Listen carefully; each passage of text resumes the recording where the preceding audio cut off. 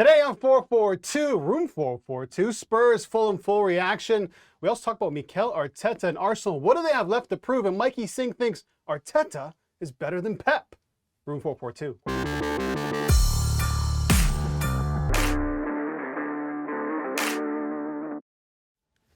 Big result for Tottenham. Harry Kane gets his 266th goal in a Spurs shirt, tying Jimmy Greaves to beat Fulham 1-0. How about Spurs snapping a two-match losing streak, now just 3 points off of Manchester United? Let's take a look at the table here. United on 39, Tottenham 36, not bad. Fulham in 7th place on 31 points.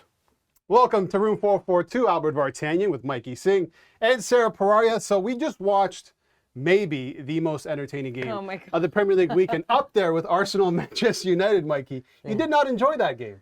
I'm trying to wake myself up from that game. What was that? What I realized. Oh, it was dull. I realized is the amount of times I've watched Spurs this season, they could be the most boring team to watch in the Premier League. There's no excitement. There's no flair. I can't even explain it, what I just witnessed. It was like watching paint dry. Watching Tottenham sucks. It sucks. Listen to this. Sarah, do you share the same feeling as my man Michael Singh? Absolutely. Mikey and I were even debating whether or not the Chelsea and Liverpool match over the weekend may have been more entertaining than that, and there were no goals in that game. So the only entertaining part of that game was Mudryk, and we've talked about that already. His little highlight pack there, his cameo. But yeah, Spurs, and then not a great watch. I mean, they've played better than they have in most matches, but it was still mid-table type of football, right? Go up and then sit back. That's what they did in the second half. But that's not what Spurs have been in the past, right? What Spurs have been in the past and what fans loved about Tottenham is just how exciting it was to watch this team play. They may not have gotten the results, but you at least tuned in week in, week out to watch this team play. Now, Tottenham's in the same position they typically are. Fifth in the table, fourth in the table, hovering around that, but they're so dull and so boring to watch, Albert. How do you do this? I wish I could argue. No, I don't know. It's been a difficult season, but regardless, they're 3 points off fourth, right? They're above Chelsea and Liverpool, still in the FA Cup, still in the Champions League. So as bad as the season has been, it actually hasn't been that bad, Sarah. Yeah, I mean, they did what they had to do today. And the thing is, Harry Kane, as you mentioned, tied a record breaker in his goal being scored today. But I'm still walking away from that game thinking, this is a miserable team. And I said it from the beginning. I've said it so many times. I can't see Conte staying here. I don't think he was the right man for the job. You can even tell by the football. They won, but yeah, there was no motivation. They were not trying once he scored that goal to do anything afterwards. And I think that will really bite them, and they could potentially not make top four because of that. Yeah, fossil football, really. It's hard to watch. And despite some players being completely out of form, they still get into the starting 11. I was talking about Son earlier on. How does he start ahead of Richarlison based on his form? I mean, he got an assist today, the first time in, since the World Cup with Korea where he got an assist. But based on form, a lot of these players shouldn't be in the starting 11, and Conte still picks them, Mikey. Yeah, I mean, it's more so what other options does he necessarily have? I know you mentioned Richarlison, but he's not necessarily in fantastic form right now. Son has just proven to be so important to this Spurs team. But speaking of important, can we talk about Harry Kane for a second and how he bailed Tottenham out yet again? I'm watching this and I'm thinking, I read the report today from The Athletic. I'm thinking there's no way Harry Kane can legitimately be standing there on that pitch thinking, yeah, you know where I want to be the next 3-4 years? Right here at Tottenham playing this type of football. I don't get it.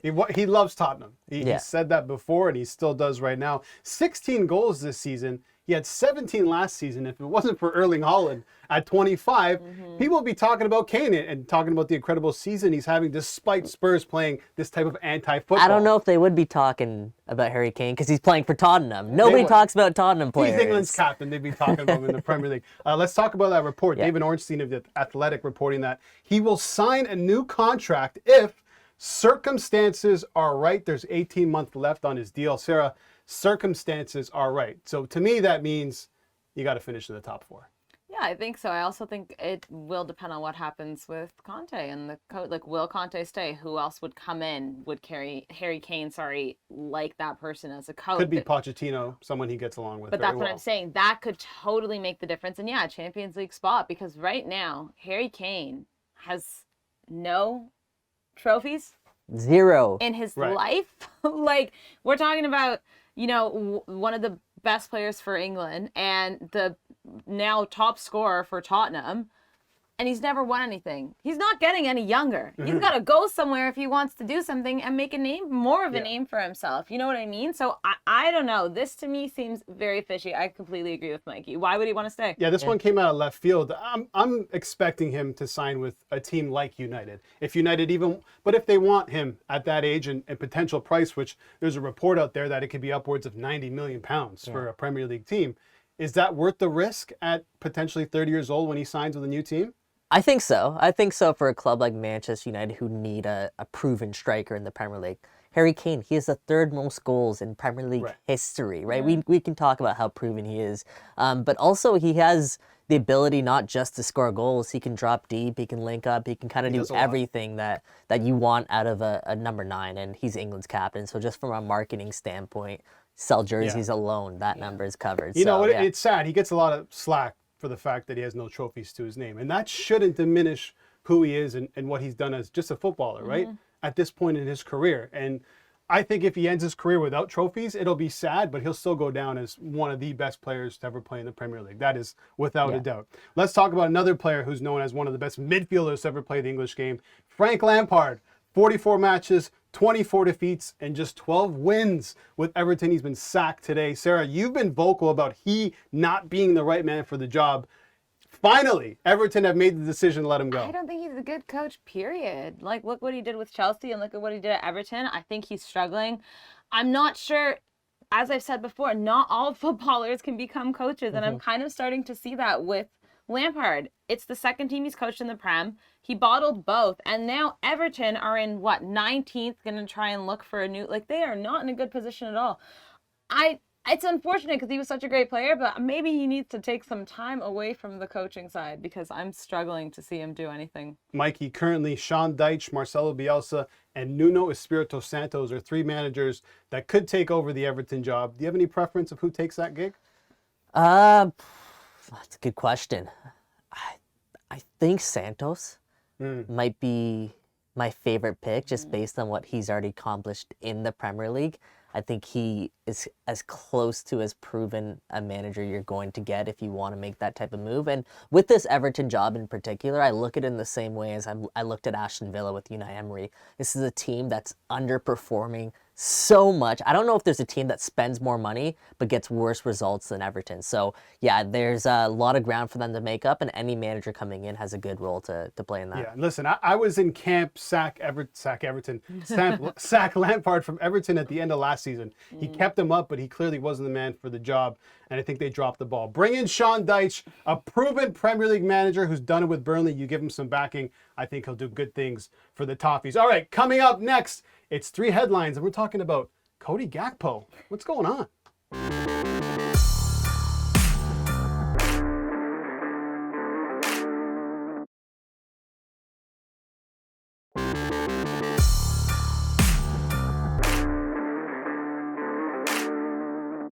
It's Monday, so you know what that means. 3 headlines. It's Albert Vartanian, Mikey Singh, and Sarah Pararia here with you, and we have to start with Arsenal. The Guardian headline reads, Arsenal strut past United with unmistakable aura of champions. Mikey, 3-2 win over Manchester United, an emphatic win, maybe even a season-defining win.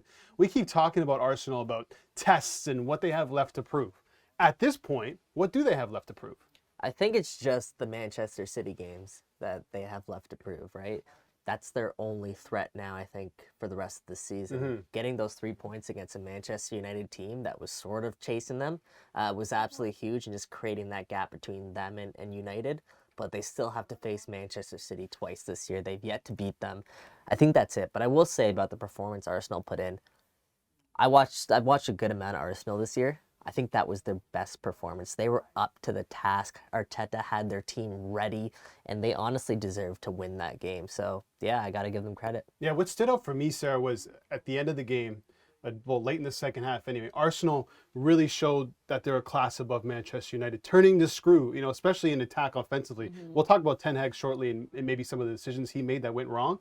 But I think that showed what Arsenal are in this league at the moment. I mean, 50 points halfway through the Premier League season, more than the Invincibles had when they won the Premier League. That stat. What does that say about this team? I mean, it's incredible, and they're so young, and it just shows what this team has done. And I have to disagree with you, Mikey, on the Man City. Like, if they lose to Man City, they're still leaps ahead of them. I know it's a big test, and I know Arteta against Guardiola, it's a big clash, and he's never beat him, but I don't think it matters anymore. Like Albert brought up this point, I think it makes a lot of sense. There's always a time when a team that's set to win the league, they're beating all these teams, but then it's those lower level clubs that they have to beat. Just keep. I think that might be the bigger test, keeping up this form, keeping that consistency. Because I think you're right. Man United is probably the toughest team Arsenal would have to face right now, as of today, and they beat them and they outplayed them. Right now, if you look at Arsenal, and what's changed a lot is the ability to beat big teams. Their record against the traditional Big Six this season, 5 wins in 6. Last season, they lost 7 of 10, right? So not only has the team gotten better, but they're able to show up in these big moments. Let's talk about Manchester United, who I thought put in a pretty decent performance. Missing Casemiro was obviously a big deal. But near the end of the game, I thought Ten Hag went a bit too defensive with his changes and tried to play out for the 1 point. Did you get it wrong? No, I agree with you. And I thought a guy like Alejandro Garnacho, who was sitting on the bench for the majority of that game, he could have came in. And even if you're sitting back a little bit, you flee him on the counterattack. And he's proven and shown this year that he can offer something going forward. Like bringing on Fred and taking off Antony. I don't know if I love that decision. Obviously, I understand why he's doing it. United were getting outclassed in the midfield. They were getting outnumbered. Adding an extra body back there, I thought he was put into that position to specifically help Luke Shaw and Christian Eriksen out, who were honestly having a really tough time handling Saka there. So, yeah, I think he was a little bit too reserved in some of his decision making, but I guess you live and you learn. Yeah, Saka, unplayable at certain times. All right, Sarah, let's get to your headline. Michael Owen sympathizes with Cody Gakpo after £40 million man's quiet outing in Liverpool draw against Chelsea. I mean, it's hard just to single out one guy. I thought the performance overall by both teams was pretty poor. But Cody Gakpo, he's come in, just started a few games, no goals. What's gone wrong there? I think he's come into a team that's already lacked confidence, a team that's picked up injuries, that haven't been performing. I think everyone is losing their confidence at Liverpool. So then you bring this young guy into a Premier League team that has this label of being, up to a certain standard. The pressure's obviously going to be on, but I think it's everything around him. Yeah. Like that game, just to say, was the complete opposite of Manchester United and Arsenal. I was ripping my hair out watching that football. It was terrible. It was truly a mid-table clash. I mean, listen, they're 9th, 21 points off of first place. 21 points, Liverpool off of first place. He goes into a team that's struggling, like you're saying. If you look back, everyone seems to compare him to Luis Diaz. When Diaz came in, he hit the ground running. That was a much different Liverpool attacking team that was very good. So I think Gakpo's going to come good. It's just going to take some time for him and Liverpool to bounce back. Mikey, Ronaldo made his debut for Al-Nassr in Saudi Arabia. He didn't score. Didn't score. I mean, admittedly, I did not watch Yeah, this I was game. gonna say, don't but lie. I did watch the highlights, Right. and I watched Ronaldo's highlights specifically. There are moments where he showed what he can do, and obviously he's a class above everybody else in that league. Shout out Anderson Talisca. I know you wanted me to get that one in. Yes. But he didn't find the score sheet, and I'm wondering, does this have the potential here to be a complete flop for Cristiano Ronaldo? Like, do you think, what's the expectations here? Yeah, I mean, for Ronaldo? I'm talking from a footballing standpoint. Yeah, right. Does this have the potential for Ronaldo to go out and maybe not get a goal per game or not? I'm sorry, what did you guys think was going to happen? That he was going to tear up the league. I don't know. He hasn't been playing football well. We saw what happened in the World Cup. He wasn't even playing for It's the Saudi league. He scored 2 goals against PSG. I just want to throw it out there. No, I mean, financially, right, it won't be a flop from a footballing perspective. Yeah. I mean, does anyone care? No. Honestly. No. I didn't even realize this was going on. And us three, James, we're tapped into what's going on in world football. I didn't even know this was happening. No. Am I ignorant? I care. I do care, yes. But at the same time, it's like, well, he's in the Saudi league. In terms of priority list of what you want to know about what's going on, it's not high up there. It's more of a story for me if he flops than if he goes out and gets 2 goals a game in this league. So that's fair. why I'm paying attention to a little bit Exactly, more. because if he scores in that game or scores a hat trick, oh, Ronaldo scored a hat trick in the Saudi League. yeah. Who cares, right? Yeah. It's like, what's that saying? If a tree falls in the forest and no one's around, they won't hear it. Does it Is that make a how it noise? goes? I don't know. I'm horrible with these cliches and phrases. Anyway, that's the end of this segment. Coming up, hot takes. Mikey's got a spicy one. I got an even spicier one for Mikey Singh.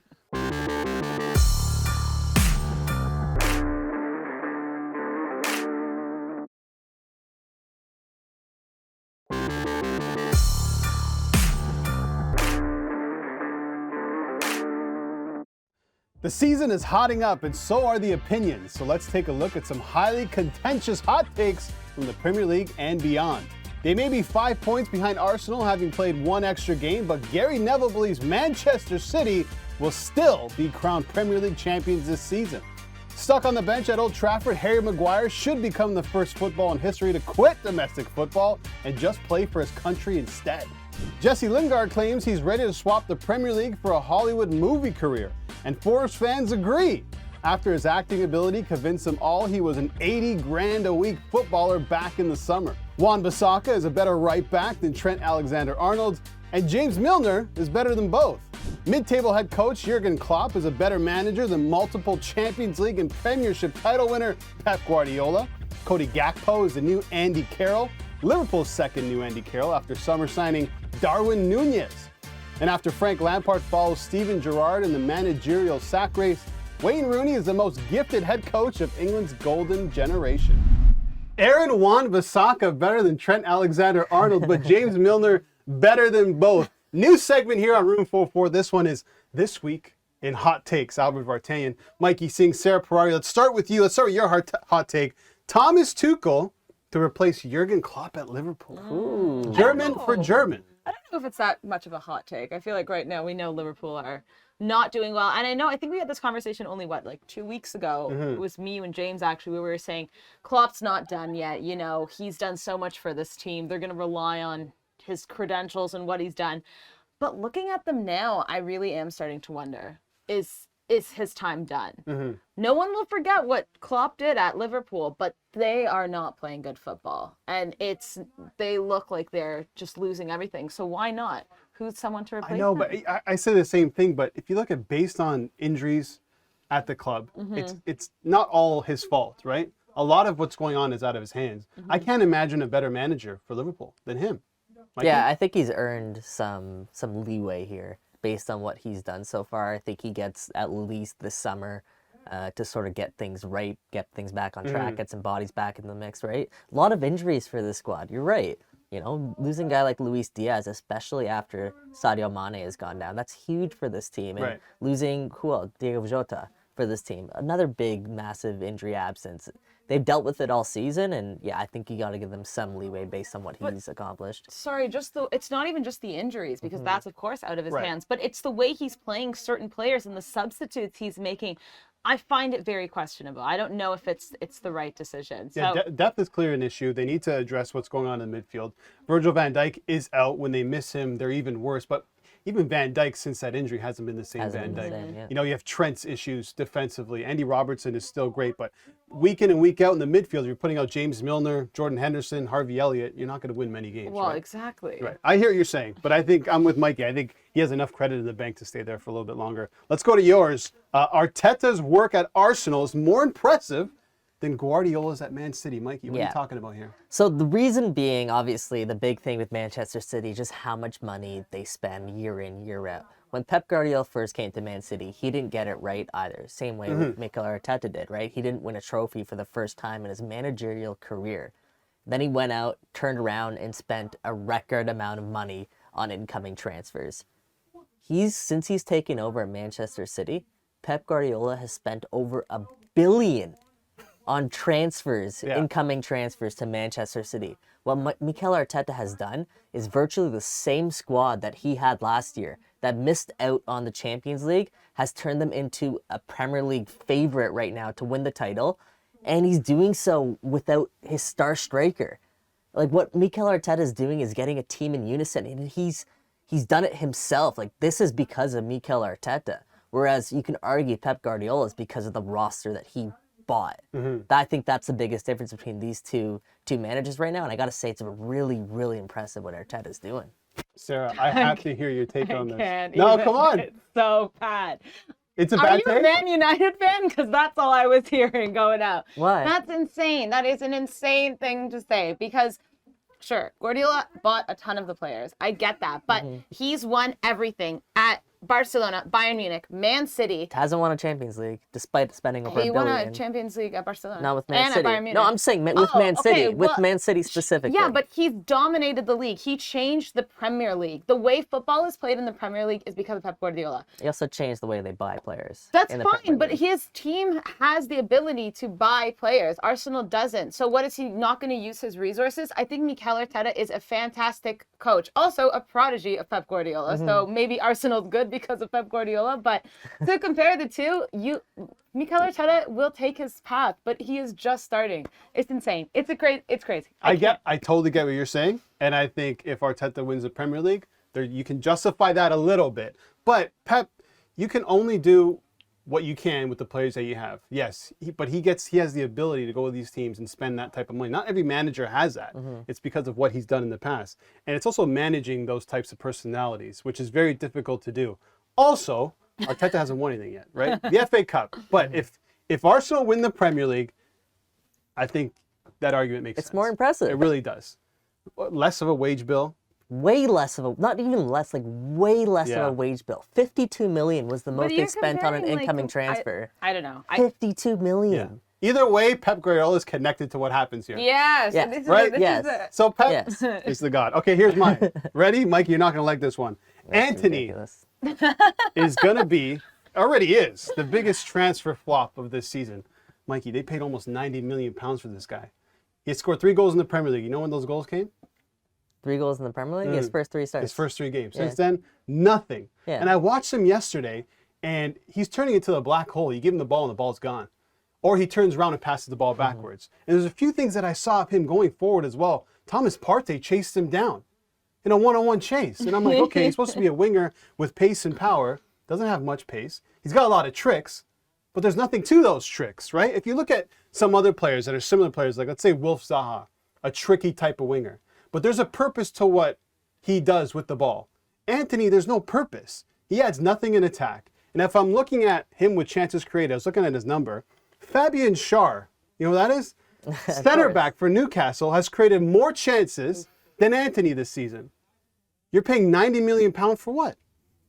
How is that not the biggest transfer flop this season? Because you have guys like, I don't know, Pierre-Emerick Aubameyang, who's plying his trade for Chelsea. Who's Right, like but the worst striker in the Premier League. they also bought him for peanuts. I mean, you could say And then- Joao Felix, just the way he already started. But 90 million for a winger. Calvin Phillips, right, from Manchester City. How many minutes has he played? But I'm this saying season? 90 million for a winger. If you're paying 90 million for an attacker, you For- need goals, you need production. So you can admit that his value is probably a little bit inflated. We all know how those negotiations For sure. went, right? So I don't think, I mean, it obviously comes with really high expectations. I think lately, you're right, he probably hasn't shown his worth, but we've seen glimpses, we've seen flash, we've seen actually probably consistent play from Antony that has warranted why he deserves such a big price tag. Maybe not that big, I'll agree with you there, but he's still a very, very, very good player, really good defensively. His work rate is fantastic, and I think there's a lot more to show. He's only 22 years old. Yeah, I mean, pace and power is important if you're a winger, but if you look at Riyad Mahrez, doesn't have pace or power, but purpose to what he does, and Antony doesn't have that at 90 million pounds. That's the end of the show. Thanks for watching. Michael Singh, Sarah Peraria, Albert Vartanian. Stay tuned. James Sharman is back. Mañana.